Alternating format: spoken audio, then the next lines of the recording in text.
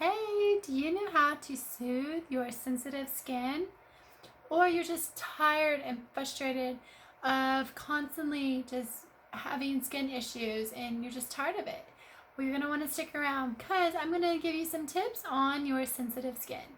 Hey, this is Laura Washington and I'm here helping millennials age gracefully from the inside out with pure and safe solutions to increase their confidence and live their best healthy life. If you're new to my channel, well, welcome.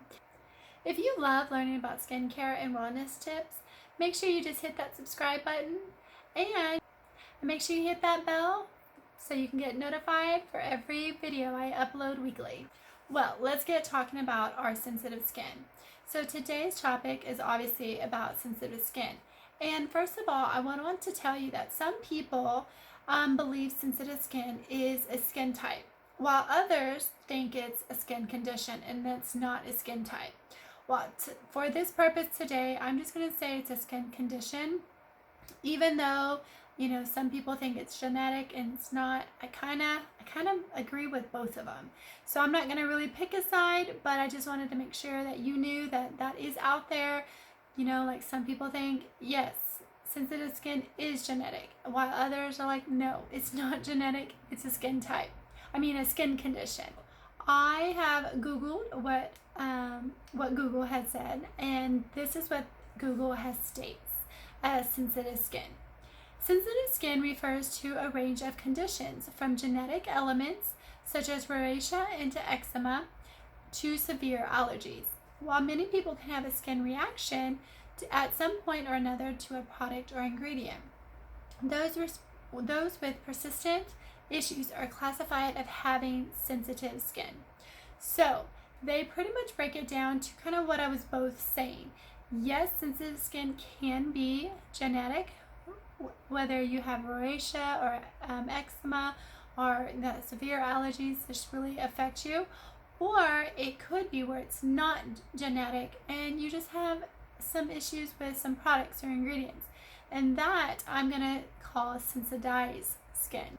We'll talk more about that in the future, so make sure you look for those videos when it goes up. Sensitive skin is very hard to control because you still can have your normal, your dry, your oily, your combination skin type, and have sensitive skin on top of that. So if you are oily, you're going to want to do more not harsh, but be more aggressive to control that oil, to get rid of that acne.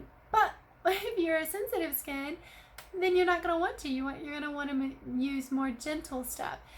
It's really hard and really tricky to figure out how aggressive you need to be and how sensitive you need to be. I am going to tell you some characteristics that sensitive skins will have. Their skin is very delicate and very thin skin. So that's why things bother their skin more than others. They also have extra fine pores, so there's not a lot of stuff that can come out of it or get in it. You're usually like a flushed red, and that's due to broken capillaries because your skin is so thin and delicate. So you kind of have that red tint, kind of almost like a rash-like over your whole face. Your skin is easily irritated, whether it's products that you would put on your skin, or the external factors like the sun or the temperature, or it could be internal factors like your hormones, ingredients that you put in your bodies, or even food. So those are things that can really affect your sensitive skin.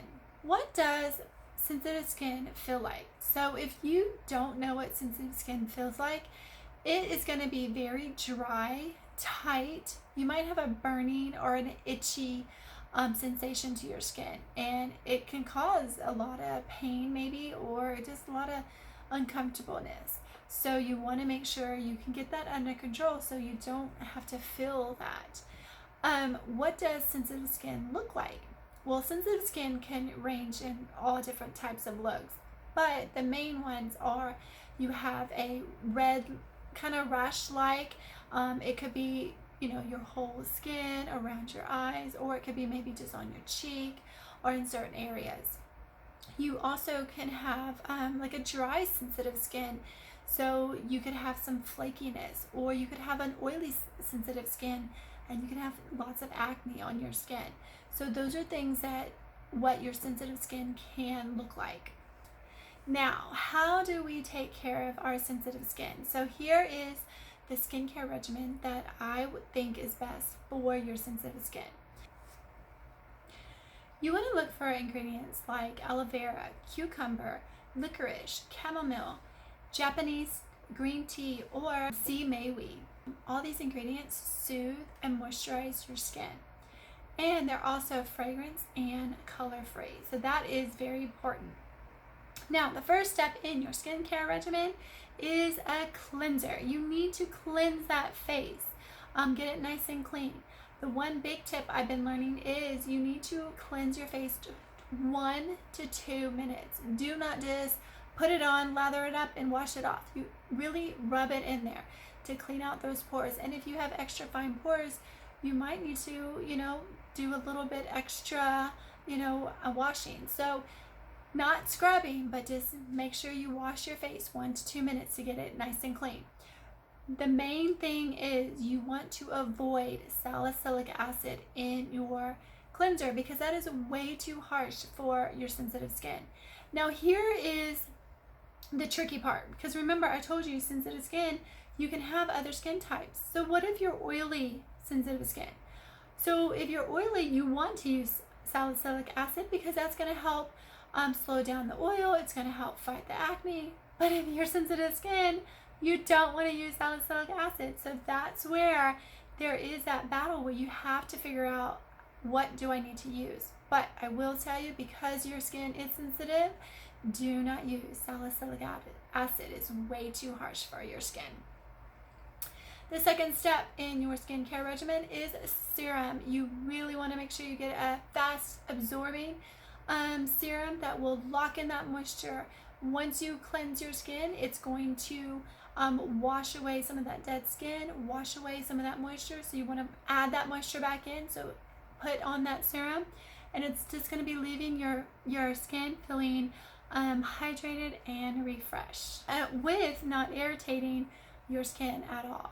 Right after your serum, to continue locking in that moisture, you want to follow up with a moisturizer that's very lightweight, fast absorbing, that can soothe and moisturize your skin, because we don't want to lose any moisture through our skin, and it will leave your skin so soft and refreshed. Our last step into sensitive skin care regimen is you need to follow up with your eye cream. This eye cream is really, really good because it reduces the puffiness and the fine lines around your eyes while giving that moisturize that it needs.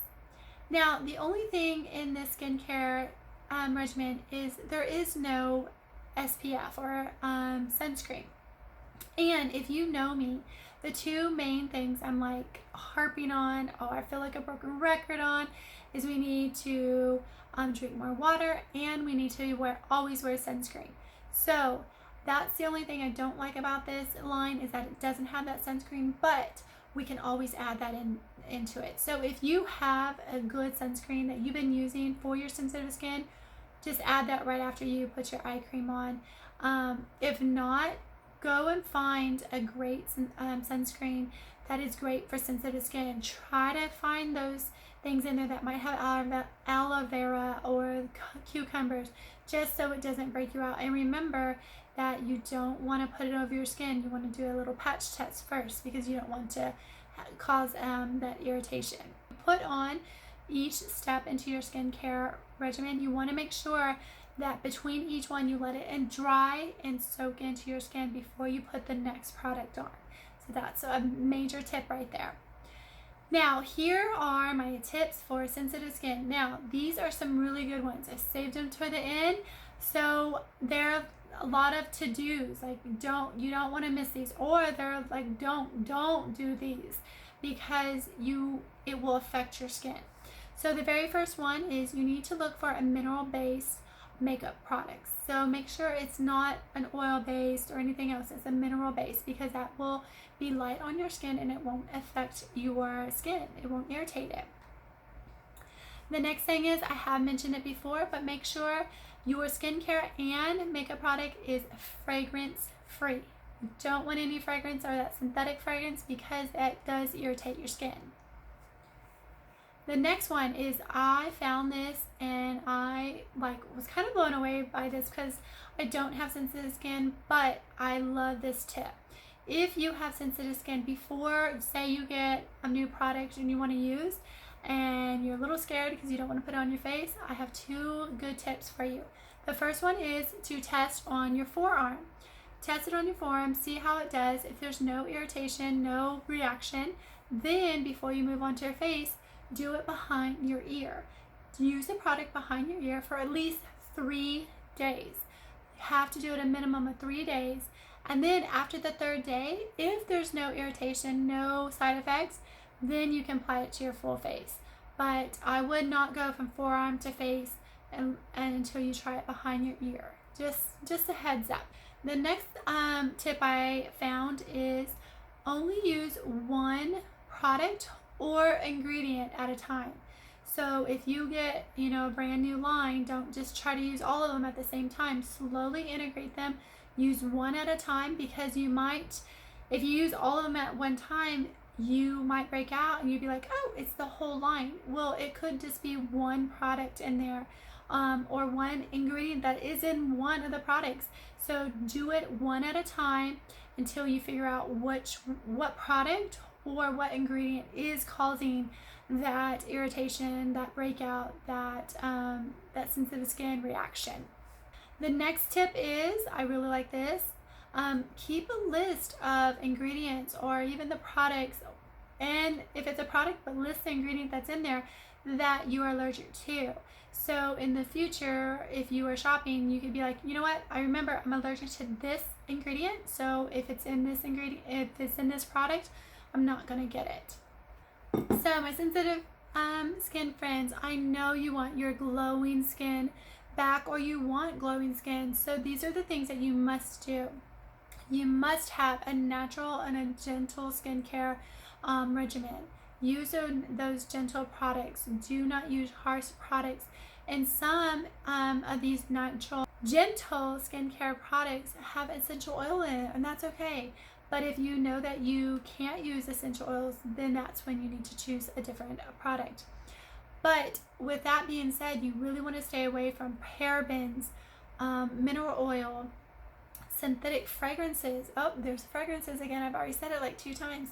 Artificial color. Stay away from artificial color. I've already said that once or twice, because that also irritates your skin and causes that redness. So all of those I just mentioned cause that redness and that irritation. So you want to stay far, far away from it. All right. Well, thank you for joining me. If you got great value, be sure to give it a thumbs up or click on that like button. And if you have not already, make sure you subscribe below. Now, question of the day. All right, I kind of gave it away at the beginning, but do you think sensitive skin is genetic or is it not? I kind of want to find out what y'all think, because when I go out there and I do my research, it's kind of both. So I kind of feel I know what I think, but I want to see what y'all think. So is it genetic or is it not genetic? Sensitive skin, what is it? Just let me know. There's no wrong answer, because I kind of believe it's both, but there's no wrong answer. I just want to know what you think.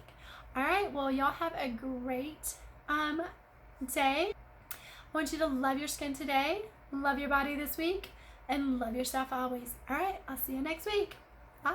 You need to put on a lightweight, fast absorbing moisturizer that will leave your skin that can soothe all that stuff that goes on.